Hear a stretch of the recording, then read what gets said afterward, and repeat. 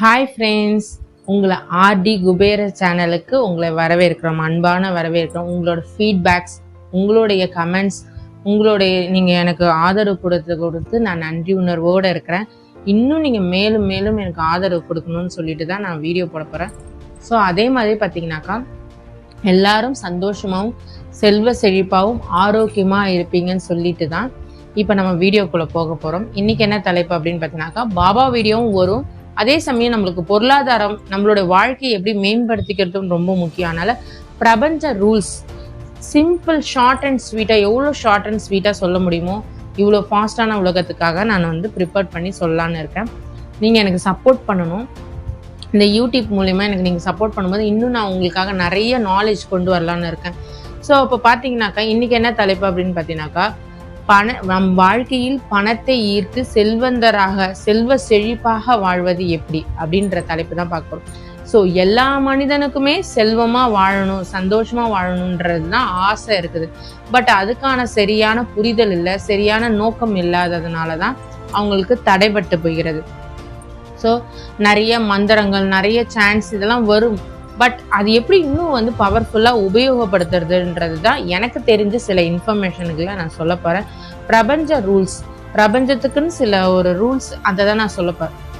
அது எப்படி நான் பார்க்குறேன், அது உங்களுக்கு எப்படின்னு நான் சொல்கிறேன். அதாவது எல்லாருடைய ஆசைகள் என்ன இருக்குது அப்படின்னாக்கா, யாரையாவது டிபெண்ட் பண்ணியிருக்கணும். எனக்கு இவங்க பணம் கொடுத்துருவாங்க, அவங்க பணம் கொடுத்துருவாங்க, இல்லைன்னா அவங்கள திட்டுறது.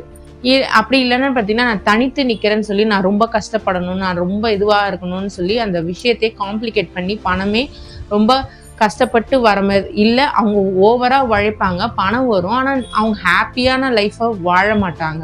ஸோ இந்த மாதிரி பீப்புள்ஸ் இருக்கும்போது என்ன ஆகுதுன்னா, அவங்க நிறைய குறை சொல்லிட்டு இருக்காங்க பணத்தை பற்றி.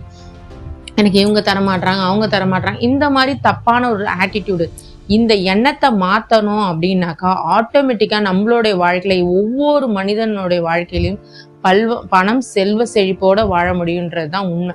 ஸோ அதுக்கான சில டிப்ஸ் தான் நான் சொல்ல போகிறேன். என்ன அப்படின்னு பார்த்தீங்கன்னாக்கா, இப்போ உங்களுக்கு பார்த்தீங்கன்னா ஒரு வாடகை பிரச்சனை இருக்குது, வாடகை கட்டணுன்ற ஒரு எண்ணம் இருக்குது. ஆனால் உங்களுக்கு வர சம்பளத்தோட வாடகை இப்போ அதிகமாகிடுச்சு, கடன் அதிகமாக இருந்ததுனால உங்களுக்கு அதிகமாக ஆயிடுச்சு. ஸோ அப்போ நீங்கள் என்ன பண்ணுவீங்க அப்படின்னாக்கா, ஆட்டோமேட்டிக்காக நீங்கள் குறை சொல்ல ஆரம்பிப்பீங்க. எனக்கு வர்றது இவ்வளோ இருக்குது, நான் எப்படி இதை கட்ட போகிறேன், இதிலே இருப்பீங்க.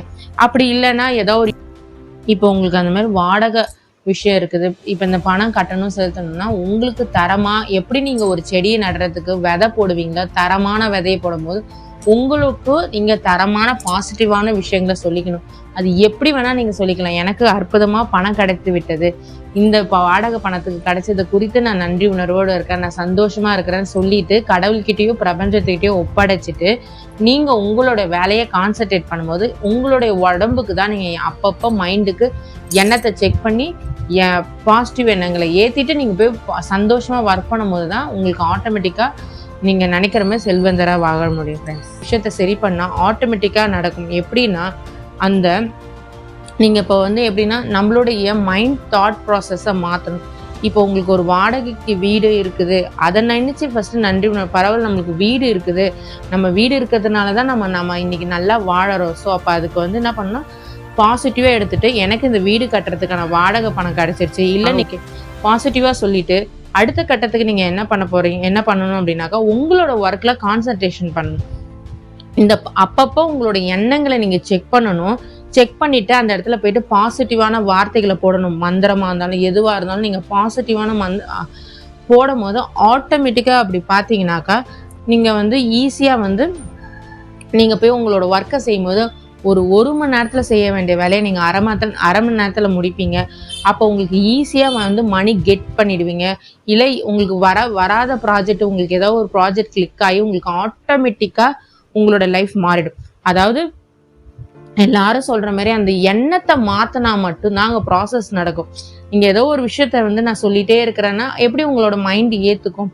ஸோ புரிதலோடு நீங்கள் அந்த ப்ராசஸை பண்ணணும். எனக்கு இவ்வளோ விஷயங்கள் எனக்கு நடந்திருக்கு, கண்டிப்பாக எனக்கு கடவுள் கொடுப்பாருன்னு சொல்லிட்டு அடுத்த கட்டத்துக்கு நீங்கள் நகர்த்தி போகும்போது தான் அப்போ தான் உங்களோட வாழ்க்கையில் கண்டிப்பாக சுவாரஸ்யத்தை நீங்கள் பார்க்க முடியும், பணத்தை ஈர்க்க முடியும். இப்போ நான் ஹவுஸ் ஒய்ஃபாக இருக்கிறேன், நான் என்ன பண்ணுறது அப்படின்னு கேட்பீங்க. நீங்களும் என்ன பண்ணணும்னா உங்களுடைய பாசிட்டிவ் இப்போ என்னோட மைண்டு ரொம்ப நெகட்டிவாக இருக்குது, ஸோ அப்போ நான் பாசிட்டிவாக மாத்திரம் சொல்லி உங்களால் என்ன பண்ண முடியுமோ அஃப்ரிமேஷனோ நோட்டில் எழுதுறதோ என்னவோ, எனக்கு அந்த பணம் கிடைத்து விட்டதுக்கு நன்றி, கடவுள் பார்த்துவார், பிரபஞ்சம் பார்த்துக்குன்னு சொல்லிட்டு ஒப்படைச்சிட்டு உங்களுடைய வேலைகளை நீங்கள் கான்சென்ட்ரேட் பண்ணுங்கள். ஏதாவது உங்களுக்கு ஒரு வேலை, ஒரு குட்டி வேலை தேடி வந்தாலும் அதை சந்தோஷமாக ஆரோக்கியமாக செய்யுங்க. ஆமாம், நான் இந்த குட்டி வேலை செய்யறதுனால எனக்கு எப்படி பணம் வந்துடும் நினைக்காம எந்த வேலை தேடி வந்தாலும் நீங்கள் பண்ணணும். அதுதான் இங்கே ப்ராசஸ். நீங்கள் வந்து பாசிட்டிவாக மாறிட்டு எந்த வேலையும் செய்யாமல் இருந்தீங்கன்னா உங்களுக்கு கம்மியான அமௌண்ட் கிடைக்கும். நீங்கள் இதையும் ப்ளஸ் ஒர்க்கையும் நீங்கள் பண்ணும்போது, இல்லை எனக்கு ஒர்க்லாம் வரல வீட்டிலனா நீங்கள் ஹாப்பியாக ஒர்க்கை பண்ணுங்கள், கண்டிப்பாக உங்களை பணம் தேடி வரும். ஸோ இந்த எண்ணத்தை மாற்றும் போது ஆட்டோமேட்டிக்காக எல்லாருமே செல்வ செழிப்பாக மாற முடியும், எல்லாரும் சந்தோஷமாக வாழ முடியும் சொல்லி இந்த வீடியோ முடிக்கிறேன். ஸோ உங்களுக்கு ஏதாவது இந்த மாதிரி வேறு ஏதாவது கொஸ்டின்ஸ் இருந்தால் நீங்கள் எனக்கு கமெண்ட்ஸில் கேளுங்க. கண்டிப்பாக நான் அதுக்கான நாலேஜை கொடுக்க முயற்சி பண்ணுறேன் ஃப்ரெண்ட்ஸ். ஸோ இது என் அனுபவப்பட்ட விஷயத்தை தான் நான் எக்ஸ்பிளைன் பண்ணிக்கிறேன். ஓகே, ஸோ இது உங்களுக்கு ரொம்ப யூஸ்ஃபுல்லாக இருக்கும்னு சொல்லிட்டு நான் இந்த வீடியோ முடிக்கிறேன். Thank you so much friends.